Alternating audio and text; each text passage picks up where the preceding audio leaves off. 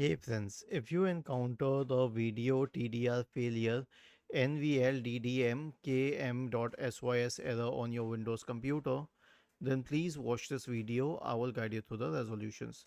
So the first solution is to update or reinstall the graphics card drivers. Search for Device Manager in the Windows search bar and open the Device Manager. Expand the list for display adapter drivers. Right click and update the drivers and right click on update all the drivers. However, if this doesn't help, right click and uninstall device, then select action and click on scan for hardware changes. The next solution will be to update Windows. Right click on the start button and select settings from the menu. Go to the Windows Update tab and click on check for updates in the right pane. This will update Windows to the latest version.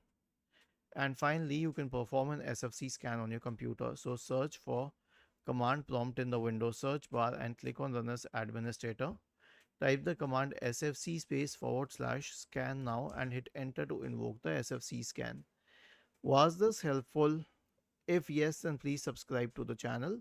If not, then let us know in the comment section of the video on how we could help you further.